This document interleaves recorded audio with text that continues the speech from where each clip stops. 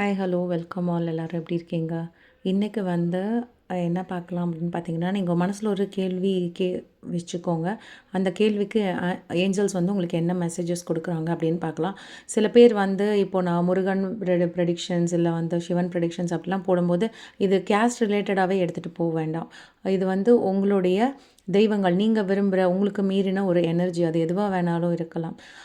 Jesus sir நினைக்கிறீங்க அப்படின்னா ஜீசஸோட எனர்ஜியாக இருக்கலாம். உங்களுக்கு உங்களுடைய ஹையர் செல்ஃப் வந்து உங்களுக்கு என்ன கன்வே பண்ணணும்னு நினைக்கிறாங்களோ அந்த அந்த எனர்ஜிஸ் தான் இதில் இருக்கும். ஸோ சொல்கிற நேமை வச்சு இது பண்ண வேண்டாம். ஓகேவா? டேரோ பொறுத்தளவுக்கு கேஸ்ட் அப்படின்ற ஒன்று கிடையவே கிடையாது. எல்லாருக்குமான மெசேஜஸ் தான்.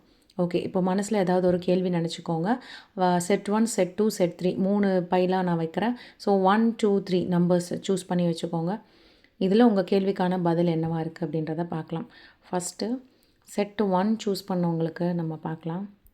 செட் 1 சூஸ் பண்ணவங்களுக்கு 2 கார்டே வராங்க. செட் 1. செட் 2 சூஸ் பண்ணவங்களுக்கு உங்கள் கேள்விக்கான பதில் இந்த 2 எடுத்துக்கலாம். செட் 3 இந்த வீடியோ. செட் 3 சூஸ் பண்ணவங்களுக்கான மெசேஜஸ். ஓகே, நம்பர் சூஸ் பண்ணியிருப்பீங்கன்னு நினைக்கிறேன்.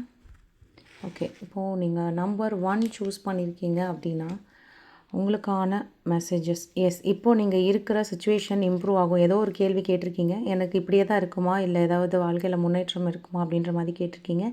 எஸ், உங்கள் வாழ்க்கையில் கண்டிப்பாக ஒரு சுச்சுவேஷன் இம்ப்ரூவ் ஆகும். ஒரு ஆப்பர்ச்சுனிட்டி உங்களுக்காக வந்துட்டு இருக்குது.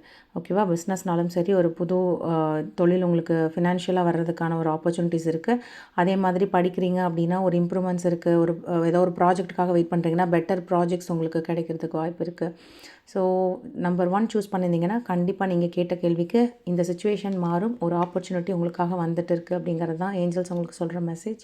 நீங்கள் செட் 2 சூஸ் பண்ணியிருந்தீங்க அப்படின்னா நீங்கள் ஏதோ நெகட்டிவாக யோசிச்சுட்டு இருக்கீங்கன்னு நினைக்கிறேன். ஏதோ ஒரு விஷயத்தை பற்றி எப்போ பார்த்தாலும் நெகட்டிவாகவே யோசிச்சுட்டு இருக்கீங்க.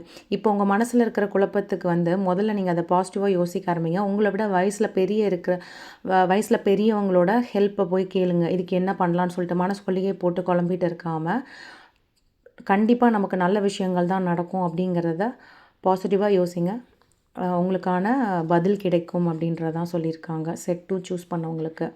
செட் 3 நீங்கள் சூஸ் பண்ணியிருந்தீங்கன்னா உங்கள் கேள்விக்கான பதில் நம்பிக்கை வை. நீங்கள் ஏதோ இது பண்ணியிருக்கீங்க, கடவுள்கிட்ட ஏதோ ஒன்று கேட்டிருக்கலாம், இல்லை ஏதோ ஒரு சுச்சுவேஷனில் நம்பிக்கை வை.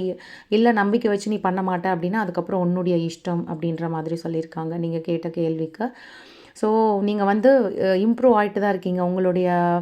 உங்களுடைய ஹையர் செல்ஃப் உள்ள நீங்கள் ஸ்பிரிச்சுவல் ஜேர்னிக்குள்ளே இருக்கலாம். உங்களுக்கு வந்து மேபி ஒரு டவுட் இருந்துகிட்டே இருக்கலாம். நம்ம பண்ணுறது கரெக்டு தானா, நான் செய்கிறது சரியா, எப்படி இருக்கும், நம்ம பண்ணால் ஓகே ஆகுமா, இல்லை தேவையில்லாமல் ரிஸ்க் எடுக்கணுமா, அந்த மாதிரி ஏதோ ஒரு குழப்பங்கள் இருக்குது.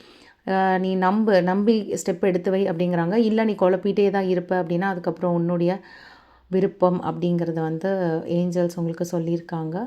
இது செட் 3. ஓகே, யார் என்ன பைல் சூஸ் பண்ணீங்க, உங்களுக்கு ரீடிங் ரெசனேட் ஆச்சா என்னன்றதை எனக்கு சொல்லுங்கள். வீடியோ பார்க்குறவங்க லைக் பண்ணிட்டு ஷேர் பண்ணிட்டு சப்ஸ்கிரைப் பண்ணிக்கோங்க. தேங்க்யூ.